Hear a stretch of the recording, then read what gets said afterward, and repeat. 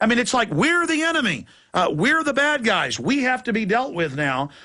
Again, because they are the bad guys. Chris Matthews represents the real bad guys. And they know that if we have credibility, they're going to get defeated. So the bad guys are saying we're the terrorist, and in all their training, their Homeland Security mic reports, it's us, the gun owners, the conservatives, the libertarians, the anti-war activists, anybody who is really for freedom and transparency. We are what Homeland Security is designed for. It's not for the people with turbans. Go ahead. It's just interesting to me that when we actually hear them say we're in a recovery. But what's funny is they talk out of two sides of their mouth. Because when Alan Greenspan is saying we're hitting a credit tsunami, Alan Greenspan, this isn't Ron Paul, that's Alan Greenspan. When Comptroller David Walker is saying this is 25 times bigger than what we thought, and those people are agreeing with you, Alex Jones, who are agreeing with Ron Paul, who's agreeing with anarchists and radicals and leftists and socialists, people, please, it's time to pay attention right now. Exactly. The problem is the bankers who engineered this, though, they're saying, oh, it's 25 times worse. According to the economists we've talked to, it's more like 500 times worse. And they know that. They knew when they created 1.5 quadrillion in derivatives, hundreds and hundreds, some cases thousands, more fake wealth than there is real assets in the planet. They knew that they got all the power on the way up. They could buy anybody. And on the way down, they still pose as the savior and enslave everyone. I mean, it is a life and death situation. Ron Paul and others who are great economists, and he's an economist as well, not just a medical doctor. You know, he's been given doctorates for his research and papers on it from von Mises and others. They have put on record that there's a way to monetize the debt, but not have the bankers monetize it. There's a way to fix this. It's going to be painful. But we should have done it a decade ago. I mean, now we are wrecked any way you cut it. But if we let these people continue to pilot things, they're not going to give us any quarter. That's right. I mean, they're not going to stop. Listen, if Ron Paul got elected president, right, we went back on the gold standard and we ended the Fed tomorrow, we'd still be in a boatload of trouble. But that ain't going to happen, I don't think. No, no. So we're in real trouble. And, I'm right out there with you fighting this, but I'm also going to look out for myself. I'm also going to prepare my family. Right? And so in this series, we have 150 tips that people can do, right? We can, let me say this. The series is designed not just as a documentary, not just as a survival guide. It's actually designed as a home study course. Throughout the movie, these title cards come up throughout the full 10 hours, and it tells you to do things and write things down and research things and make phone calls and gather your friends around, educating yourself and your family. The time is now. We have to do it, Alex. Well, we do. And give folks the toll-free number one more time in case they didn't have that. And I'll give the listeners the website. It's thefallofamerica.net, www.thefallofamerica.net. We've got links up on Infowars.com and PrisonPlanet.com as well. Give folks that number. The number to get the series is 1-800-655-1577. That's 1-800-655-1577. Now, Brian Kraft is our guest in studio right now, the filmmaker, along with Jimmy Petula and others that made The Fall of America and The Western World, a Survival Guide. But I want to shift gears into something that because I keep going back to the demonization.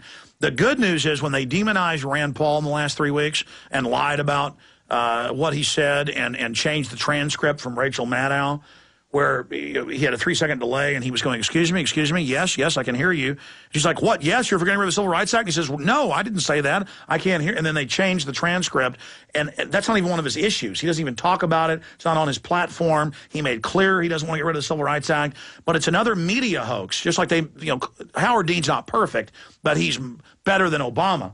And so they made a big deal out of his roar when there was a crowd screaming, but he had a cordio mic where you could only hear him, basically, and they made, hyped that, we can't have Howard Dean, who would have beaten Bush, but the cousin Kerry ran instead. And so, the point is, they rig these things. This big hoax of, oh my gosh, Rand Paul can't win now. His poll numbers in every major poll went up after the 3 weeks of demonization. So as a filmmaker, I want to play for you the trailer, the short trailer from The Rise of the New Right, a documentary that is being put out right now, and it's airing next Wednesday. I have a message from the Tea Party. We've come to take our government back. There's a rising tide on the right. I think the government's too big.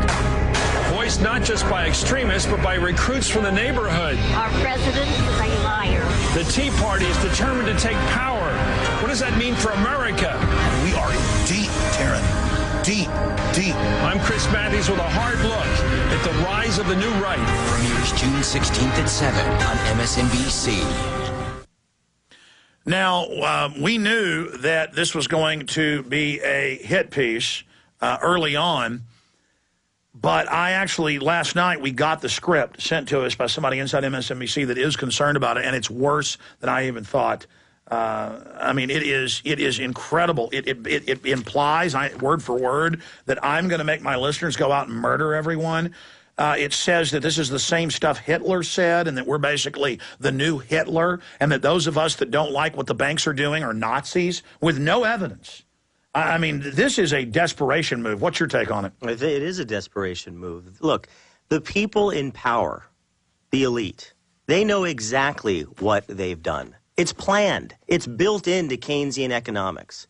They always inevitably fail. They always inevitably collapse the system and then move on to something else, right? And prop it up again for 20, 30, 40, 50, 60 years, and then it collapses again. That's how it's built. Because the Ponzi scheme gives them an unfair trade advantage. That's right. So they've got to run a Ponzi scheme, but they don't go to jail like Madoff at the end. They become your dictator. Right. They spend the money before the inflation kicks in, right?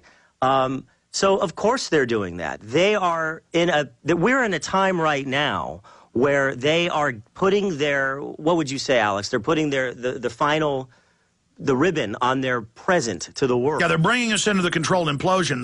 But the problem, and they say this in their own writings, is the world is awake and looking past Obama, past Bush, past Gordon Brown, past Angela Merkel, past Nicolas Sarkozy, past Rudd, to the power structure, and they are really concerned that they may have bitten off more than they can chew. That's right. Between that and knowing that this is supposed to implode, they're doing everything they can do right now to keep you further and further in the dark. While they race to militarize police and to set up more prisons and to try to... camps.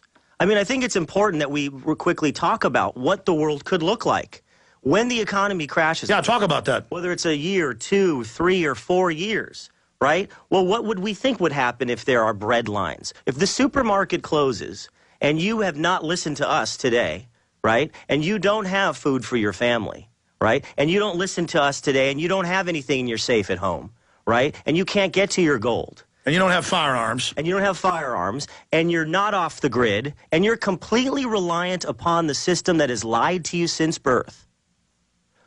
Of course you're going to be angry. Of course you're going to go out in the street to try and fend for yourself. And look at Haiti. They've had 200,000 people die, thousands dying a week. You don't hear about them anymore. Exactly. So when that happens, when you have the bank failures and the supermarkets closing, and look, I want to say one thing. I hope I'm wrong. And I know I sound inflammatory. Well, regardless, we're already in a real depression, and the question is how severe. Right. And every evidence shows it's going to be the biggest ever. The biggest ever. I mean, when you've got people, again, when you've got noted multimillionaire economists agreeing with Alan Greenspan and Warren Buffett, saying it's the greater or greatest depression, people, look out. Get to work right now. You still have time. We're not in the middle of this yet, right? If this were 1929, you still have a few years. But you got to start now because this work takes time. Yeah, for 2.5 years, and for 29, they were saying it's fine, it's fixed. We're at the bottom, we're at the bottom. And then 33 is when they announced, here's your new president, War Powers Act, turn your gold in. This is, we're in a depression. And then that destroyed confidence even more. We'll be right back with our guest. Amazing information, ladies and gentlemen. The Fall of America and the Western World, 10-hour documentary film. Stay with us.